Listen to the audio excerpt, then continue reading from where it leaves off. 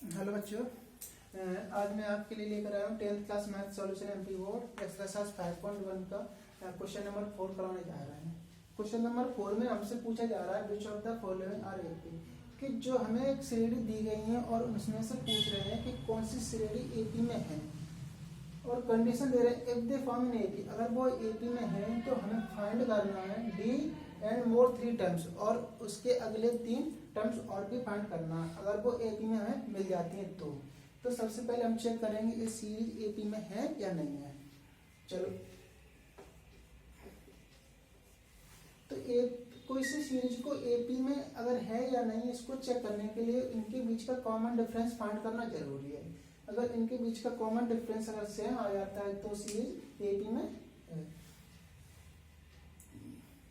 तो इसमें हमें गिवन है a1 की वैल्यू 2 और अगर हमें a2 की वैल्यू 4, a3 की वैल्यू 8 एंड a4 की वैल्यू 16। इनके बीच का अगर कॉमन डिफरेंस फाइंड करें d is equal to d1 a2 minus a1, 4 में से 2 घटाने 2 बचेंगे। कॉमन डिफरेंस d2 फाइंड करें a3 माइनस के a2, a3 की वैल्यू गिवन है 8 एंड a4, a2 की वैल्यू गिवन है 4, तो यहाँ पे 4 प्राप्त हो रहे हैं। फिर फाइंड करने के लिए a4 माइनस a3, a4 की वैल्यू गिवन है 16 एंड 8 सब्ट्रैक्ट करेंगे 8 प्राप्त हो रहे हैं। चलो, हमें यहाँ पे देखने को मिल रहा है कि प्रत्येक कंडीशन में प्रत्येक ईच सक्सेसिव टर्म का कॉमन डिफरेंस डिफरेंट आ रहा है। तो हम यहाँ पे कह सकते हैं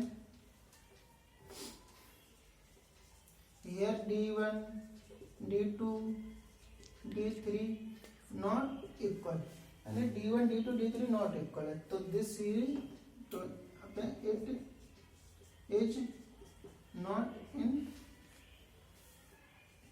एपी। तो हमें जो सीरीज दी गई है तो वो सीरीज एपी में नहीं है। तो अगर एपी में नहीं है तो इसके अगले 3 टर्म्स फाइंड करने की कोई जरूरत नहीं है। अब चेक करते हैं अगला वाला क्वेश्चन। इसको चेक करेंगे हम। इसमें हमें गिवन है a1 की वैल्यू 2, a2 की वैल्यू 5.2, a3 की वैल्यू 3, a4 की वैल्यू 7/2।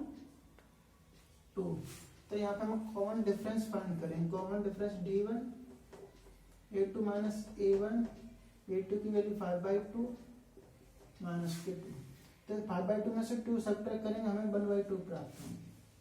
ठीक है, इसी प्रकार से d2 की वैल्यू फाइंड करेंगे। a3 माइनस a2 से a3 की वैल्यू गिवन है 3 माइनस के a2 की वैल्यू गिवन है 5/2, तो यहाँ से सब्ट्रैक्ट करेंगे 1/2 प्राप्त होंगे। इसी प्रकार d3 की वैल्यू a4 माइनस के a3, a4 की वैल्यू गिवन है 7/2 माइनस 3, तो हमें 1/2 प्राप्त होंगे। यहाँ पे हम देख रहे हैं कि इन सभी सक्सेसिव ईच टर्म का कॉमन डिफरेंस ना सेम आया है। तो यहाँ पे d1 is equal to d2 is equal to d3 equal है। तो hence it is an AP. तो दी गई श्रेणी किसमें एपी में। तो इसकी दी गई श्रेणी एपी में है तो हमें इसके अगले सक्सेस 3 टर्म्स और फाइंड करनी है। तो हमें एक यहाँ पे फर्स्ट टर्म में हमें प्राप्त है a1 की वैल्यू 2 और d डिफरेंस में हमें फाइंड हो गया तो कितना 1/2।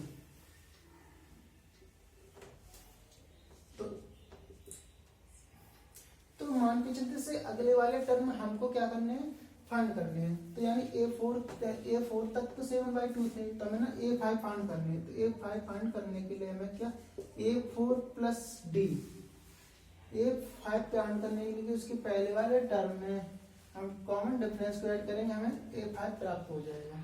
तो यहाँ पे a5 की वैल्यू 7/2 प्लस 1/2 ऐड कर रहे होंगे, तो यहाँ पे हमें 4 प्राप्त हो जाएगा। इस प्रकार a6 उसके अगले वाले टर्म के लिए A5 plus D, A5 plus D, A5 की वैल्यू है 4 प्राप्त हो चुकी है। इसी प्रकार से 1/2 ऐड करेंगे तो हमें इसकी कॉमन डिफरेंस 9/2।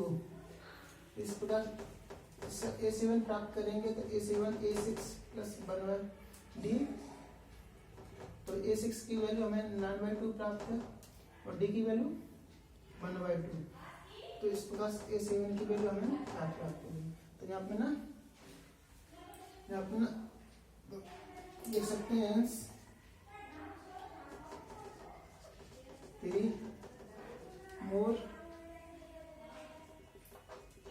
टर्म हमें प्राप्त हो चुके 4, 9/2 एंड 5।